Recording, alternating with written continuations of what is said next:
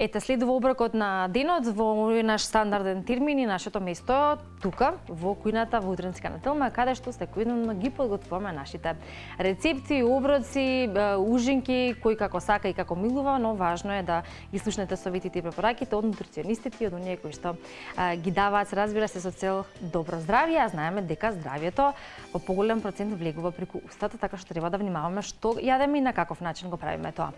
Ќе го представам мој денешен гостин кој што ни доаѓа за втор пат генерално во цела Утринска, но претходно сакам да ги поздравам овие наши гостинчиња во студиото, кои што ги имаме во голем број. Тоа се третоделенците од Основното училиште Петар Попасов, кои што ете така многу убаво мафтаат сега во моментот или во студиото, во другиот дел ги собра сите, како што може да видиме. И еве ајде едно големо здраво за нашите гледачи. Може? Може да викнете сите здраво? Здраво! Здраво! Одлично, мило ми е што имаме на ваква млада енергија во студиото и да ги поздрави гледачите, но и ние така да се подмладиме и да се чувствуваме во нивно присуство. Зоран Поповски, спортски нутриционист, заедно со нас во Утринска на Тилма. Зоран, верувам дека и тебе ти е пријатно, можеби имаш и малку повеќе трема, оваа млада публика секогаш знае да изненади со прашање и со коментари и слично. Најпред се да ви се заблагодарам за поканата повторно да учествувам кај вас во вашата емисија. И секако мило ми и чест ми е да имам ваква публика, млади гости, кои во цутот на младоста треба нели да бидат насочени кон здравиот живот, да ги учиме што е она здраво, што е правилно во однесувањето нели во исхраната, што е она што ги прави понатаму подобри луѓе.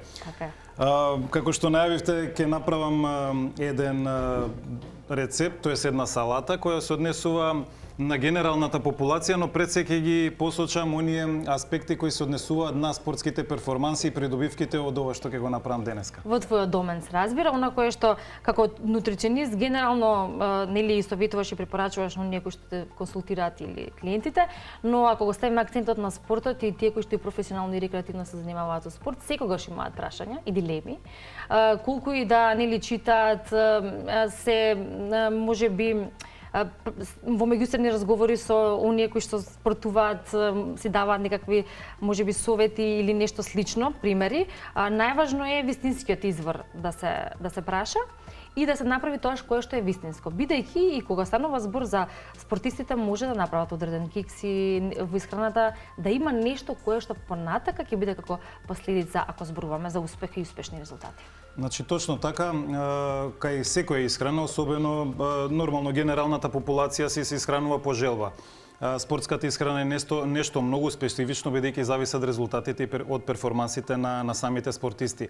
За жал и за среќа, во денешно време има многу информации, многу литература и стручни и научни трудови кои се обработуваат на тема спортска исхрана, но има и многу дезинформации, поготово на интернет, има многу инфлуенсери кои секој од различни причини прокламира нешто што му одговара нему. Значи, затоа јас и другите колеги, особено спортските нутриционисти, бидејќи сега конкретно зборам за спортската исхрана, моја улога е тоа да го кажам што е правилно, како треба да биде, како е насочено, бидејќи спортскиот нутриционизам е една посебна гранка, можам да кажам, во нутриционизмот, многу специфична и треба многу внимавање за она што спортистите, пред се оние професионалните кои сакаат да се разликуваат дури во 1-2%, каде што тоа значи дали ќе биде прво, второ, трето или последно место, тука е оној фокус кој треба ние како спортски нутриционисти да го кажеме и да го пренесеме на спортистите. Да, тоа сме го слушнали, сме го виделе, особено кај оние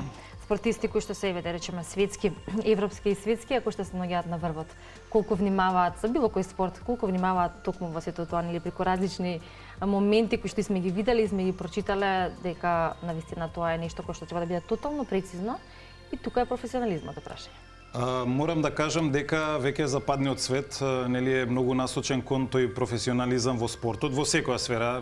За среќа доаѓа тој кај нас и веќе оние клубови или оние индивидуални спортисти кои имаат можности да ги користат, нели, дали кондициони тренери, дали нутриционисти и така натаму, ги гледаат придобивките. Во спортскиот свет се повеќе е застапен спортскиот нутриционизам и спортските нутриционисти, како такви бидејќи знаат дека само тренинзите не може да го дадат максималниот резултат, него исхраната мора да го прати и тренажниот процес за да се добијат оние врвни резултати. Големите спортски клубови, пред се ќе ги земам во Европа, секој скоро има своја кујна со спортски нутриционисти. Еве, во последниот период знаеме дека Роналдо се наоѓа во Саудиска Арабија, во земјите од Саудиска Арабија многу одат нели спортисти таму и истото го кажа дека веќе они ги повлекуваат спортските нутриционисти од Европа, што значи дека и дури таму сватиле што е за да се изгради еден спортски колектив, едни врвни спортски резултати, потребна и неопходна исхраната биде проследена заедно со тренажниот процес. Да ќе се обидеме да бидеме барем малку да речеме блиску до тоа, иако далеку сме, но да одиме нели натака или по оние позитивни примери и да имаме нешто такво и кај нас, иако зависно од спортовите кој како е развиен, не можеме многу да се пофалиме со тоа, но како и да е, важно е да ги знаеме сите овие потребни информации ако сакаме да се занимаваме со било кој спорт, односно не знам сега понатака од спорт до спорт како има разлика, индивидуалниот пристап е секогаш особено важен. Да започнеме со она кое што наш денешен предлог рецепт, поточно салата како што спомнавме, која што го вклучува цвеклото. Потоа имаме моцарела. Моцарела е тоа и рукола. Добре. Ќе ја ставиме и руколата. Ќе ја ставиме и руколата, токму така, значи ќе употребиме ленено масло и балзамико за вкус, нели? Добре. Сега тука ќе кажам, бидејќи веќе цвеклото е многу абсолвирана тема, кај нас доста се конзумира, веќе и моите колеги претходно нутриционисти има доста кажано на тема цвекло. Да. Цвеклото, јас од аспект на спортскиот нутриционизам ќе го објаснам малку подобро, бидејќи цвеклото пред се е богато со нитрати. Знаеме дека има и фолна киселина која е битна кај трудниците, има антоцијани кои даваат нели бојата, тоа се многу мокни антиоксиданси, но во фокусот овде ни е битно нитратите. Зашто се битни тие нитрати? Бидејќи нитратите се битни од два аспекти кај спортистите. Едниот аспект е вазодилатација или ширењето на крвните садови, каде што има поголем проток на крв, хранливи материи, со тоа хранливи материи и кислород до клетките, значи на организмот.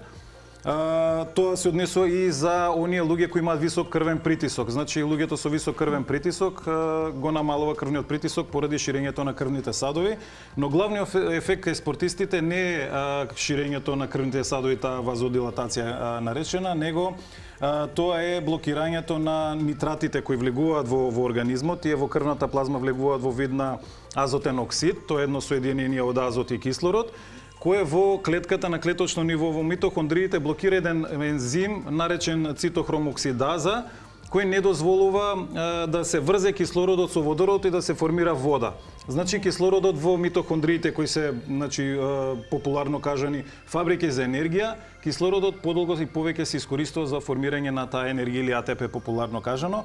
Од тој аспект се како храна, значи битна за спортистите цвеклото и руколата. Ќе напоменам после зашто и колку количина рукола треба, исто така и тука и спанакот спаѓа меѓу оние храна, меѓу онаа храна која има најмногу нитрати.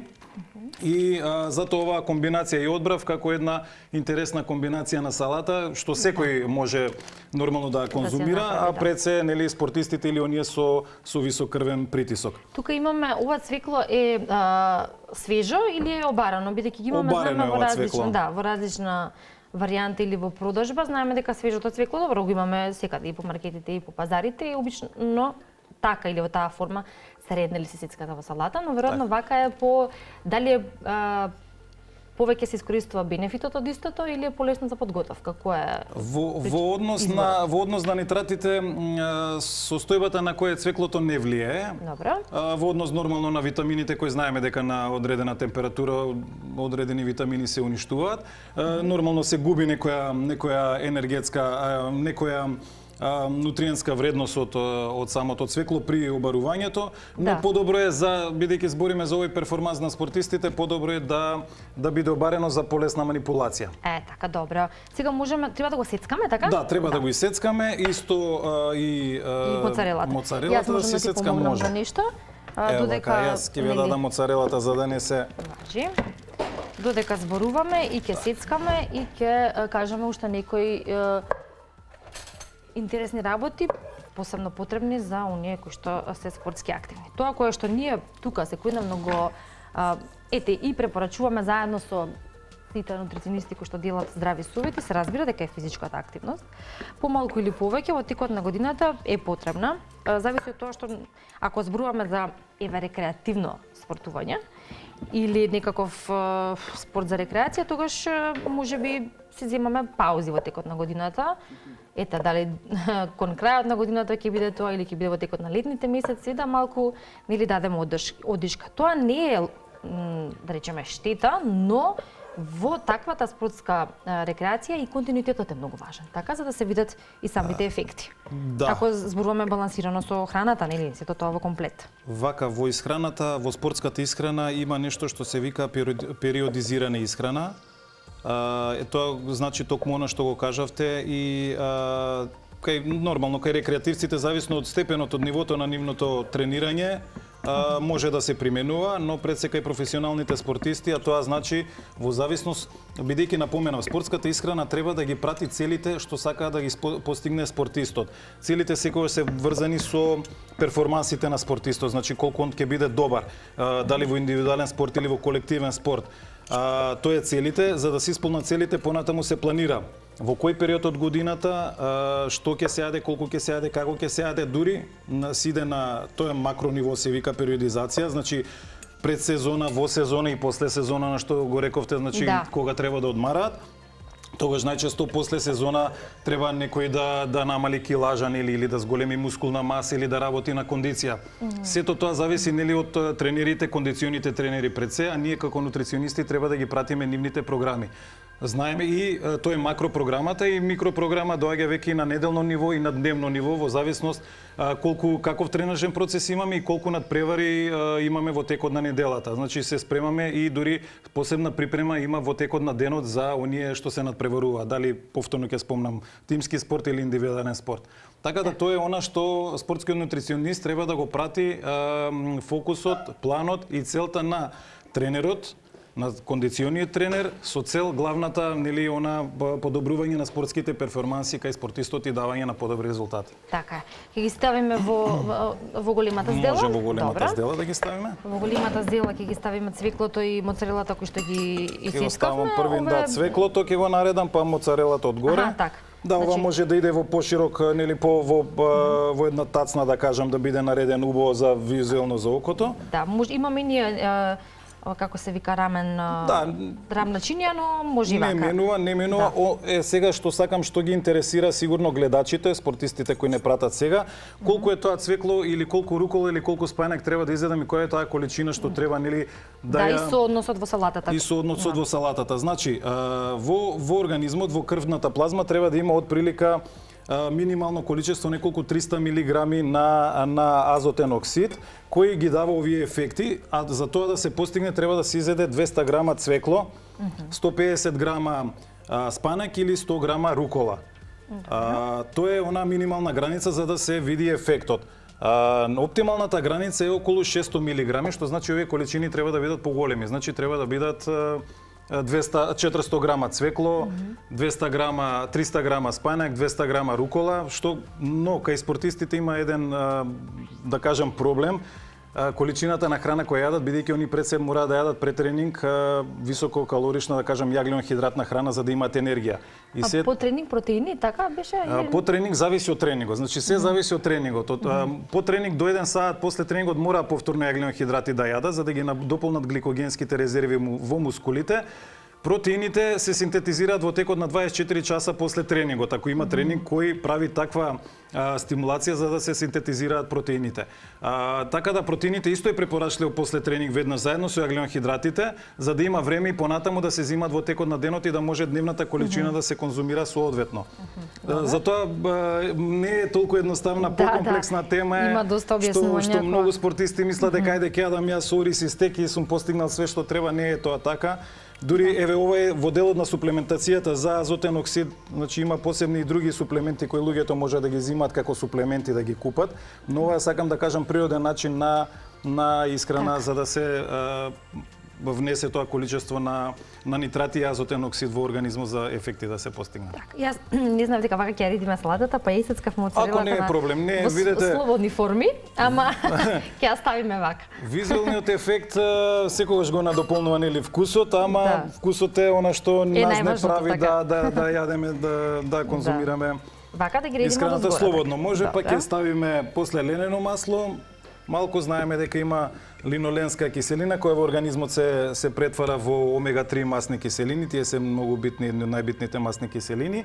И исто така за вкус и за декор ќе ставиме балзамиран оцет. Одлично.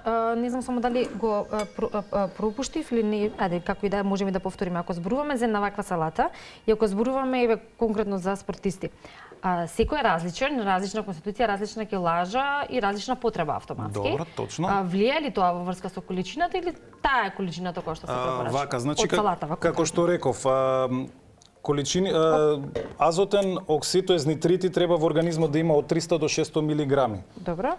Самите спортисти мора да си експериментираат, да кажам на некој начин, колку ќе внесат и кое најдобро им влијае. Значи, пред тренинг 2 до 3 часа треба да се изеде ова пред тренинг за да го имаат ефектот. Они веќе акутно се вика тоа, веќе првиот пат кога ќе изедат нешто ќе видат некој ефект.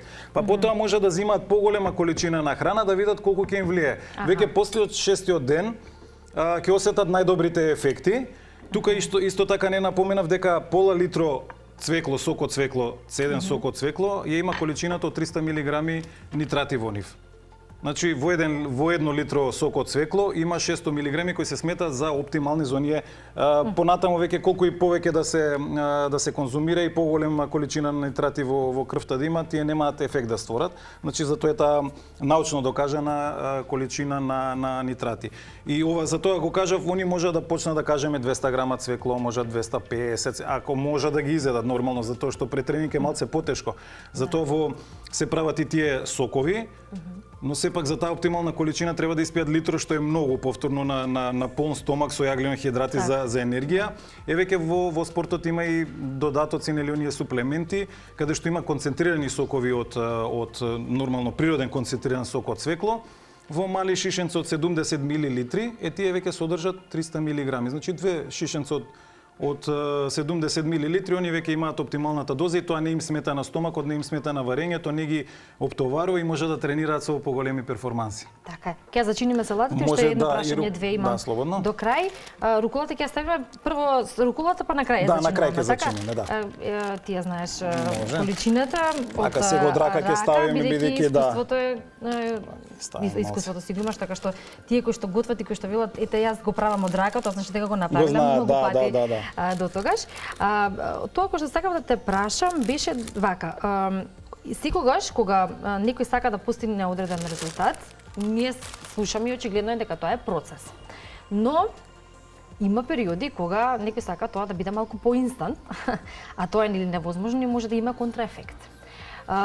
Контраефект најчесто предизвикува диетите по кои што се постигнува или оној начин на исхрана кој што вклучува, сега не знам, различни диети по име, не мораме да ги прецизираме, ама еве да речеме доручкување месо, не знам, сланина и такви слични некои работи или комбинации за повеќе внес на протеини, на масти кои што потоа ќе се рефлектираат, односно ќе биде резултатот во поголема мускулна маса и така натака. Колку има вистина во тоа, колку е тоа заблуда, колку може да направиме штета на нашиот организам, еве тоа нека ни биде као за привршување на разговорот еден совет до некој. Можеби биле во искушение да посетат по така нешто. Значи можам да кажам дека во све има и вистина, има и заблуда. Зависи како ги перцепираме и како ќе ни ги бидат наметнати тие диети. Во спортот има само перформанси. Значи сето она што е насочено кон подобрување нели на спортските перформанси на самите спортисти и на крајните резултати. Во тренажниот процес и во исхраната, како што реков, има таа периодизација, а во неа спаѓаат и помали некои сегменти кои се викаат тренинг лоу и тренинг хај. Значи тоа не е спрема интензитетот, сега го зборам од нутриционистички аспект. Каде што организмот дали ќе се полни со јаглени хидрати или нема да се полни со јаглени хидрати. И оние диети што ги спомнавте, Тоа се прецена оние кетогените диети, каде што јаглено-хидратите се најнамалени. Има испитувања многу во спортските кругови, во научните спортски кругови, каде што е докажано за врвните спортски резултати, бидејќи мускулите работат на гликоген, значи на шекер, не ги постигнуваат бараните резултати. Но кетогените диети може да се користат во оној оф-сезон, значи надвор од сезоната, за некој кој треба да намали килажа, но тоа треба да е доста врвно стручно пратено. Инаку, кај високо интензивните спортски тренинзи, надпреварување, значи спортски циклуси, не се препорачуваат овие, не се викаат кетогени диети, него low carbohydrate, high fat diets. Да, добро, тоа е професионално. Да, тоа е професионално и затоа викам, сегде има вистина и сегде има заблуди, како луѓето ги перцепираат или како ќе им бидат наметнати. Затоа ние како нутриционисти сме тука да ги консултираме што им треба, која е целта. Затоа прво се почнува од која е целта на спортистот, што сака да направи и во кој период од годината се наоѓа. Доколку се наоѓа во јаки тренажни циклуси, во надпреварувачки циклуси, тогаш тој не може да иде на некоја кетогена диета. Тогаш мора да биде на некоја нормална јаглено-хидратна диета, каде што има многу начини на спроведување на таа јаглено-хидратна диета. Има многу други тука финеси понатаму, зависи значи од интензитетот на тренингот, од должината на тренингот, од типот на тренингот, од типот на спортот, од климатските услови, дали е влажно, дали е жешко, значи дали има влага во воздухот, сето тоа ни кажува колку ние треба да јадеме, кога да јадеме, колку да пиеме, што да пиеме. Значи многу фактори. Многу фактори се. Не, затоа реков е една посебна гранка од нутриционизмот. Да, се посветивме на емисијата на оние кои што професионално се занимаваат со спорт, но и на оние кои што сакаат повеќе да дознаат како би требало да се однесуваат кон храната, со храната и на кој начин, доколку нели дури и рекреативно, но секојдневно спортот е застапен во нивниот живот. Ја зачинуваме салатата која што ја направивме за сите кои што можеби и подоцна се вклучуваат, цвекла, моцарела и рукола и на крај го зачинуваме со ленено масло, ленено семе, да, ленено масло и нормално малку да ја закиселиме со оцет, односно со балсамико. Тука би го завршиле нашиот разговор, со што оставаме една отворена врата, да речеме, кон оваа тема, која очигледно има уште многу работи за кои што треба да се зборува. А ние го имаме човекот кој што тоа може да ни го кажува, така што јас верувам дека во следна прилика ќе се видиме со нов добар рецепт за спортистите и уште повеќе совети и едукација, што е најважно за да биде тоа на правилен начин и да има правилни резултати. Зоран, благодарам за уставањето. Ви благодарам и на вас.